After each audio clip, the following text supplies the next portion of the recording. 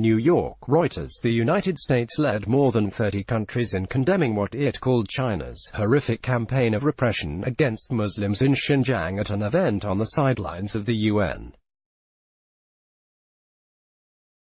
General Assembly that was denounced by China. File photo, a propaganda banner and a security camera placed on the walls of a mosque in the old city in Kashgar, Xinjiang Uyghur Autonomous Region, China, September 6, 2018.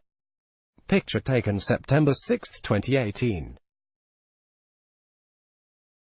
Reuters, Thomas Petrin highlighting abuses against ethnic Uyghurs and other Muslims in China. Deputy Secretary of State John Sullivan said on Tuesday the United Nations and its member states had a singular responsibility to speak up when survivor after survivor recounts the horrors of state repression.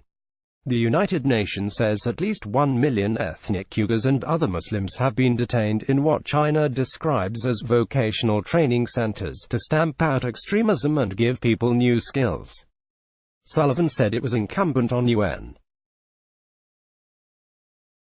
member states to ensure it was able to closely monitor human rights abuses by China, and added that it must seek immediate, unhindered, and unmonitored access to the western region of Xinjiang for the UN High Commissioner for Human Rights.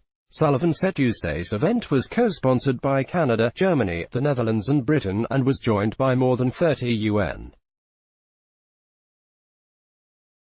states, representatives of the European Union and more than 20 non-governmental organizations, as well as Uyghur victims. We invite others to join the international effort to demand and compel an immediate end to China's horrific campaign of repression, he said.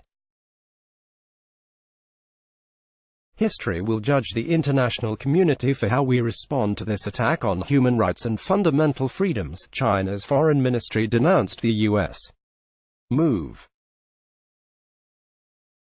The Xinjiang issue is not about human rights but about countering separatism and terrorism, Chinese Foreign Ministry spokesman Geng Shuang told a daily news briefing in Beijing on Wednesday.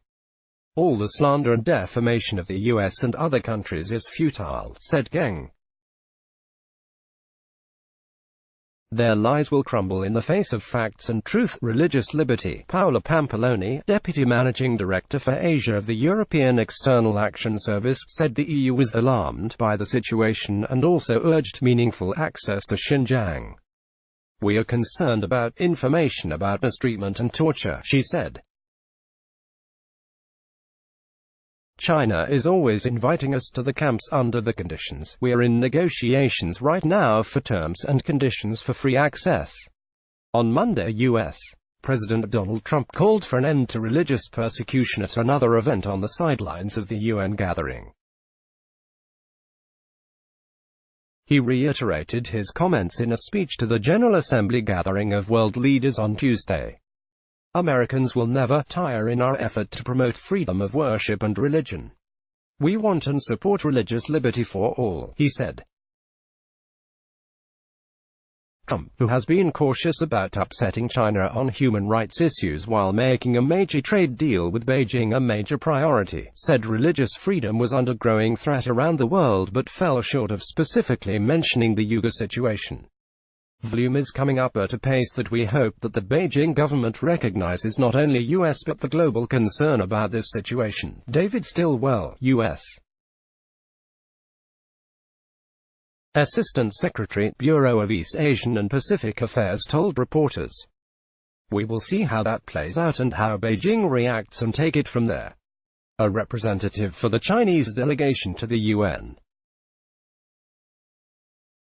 General Assembly accused Washington of violating the UN Charter by criticizing China. Sullivan said the United States had received credible reports of deaths, forced labor, torture, and other cruel, inhumane, or degrading treatment in the camps.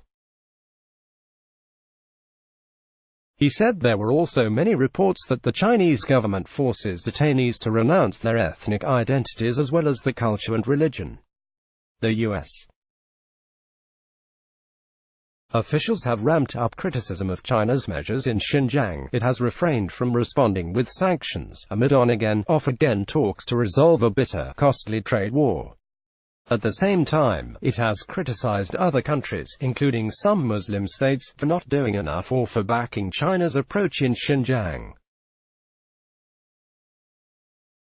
Rishad Abbas, the brother of Uyghur physician Gulshan Abbas, who was abducted from her home in Urumqi in September 2018, told Tuesday's event that millions of Uyghurs are becoming collateral damage to international trade policies, enabling China to continue to threaten our freedoms around the world, enable it to continue its police state. UN Human Rights Chief Michelle Bachelet has repeatedly pushed China to grant the United Nations access to investigate reports of disappearances and arbitrary detentions, particularly of Muslims in Xinjiang.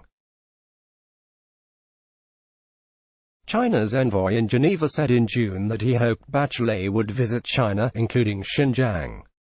Bachelet's office said in June that it was discussing full access with China.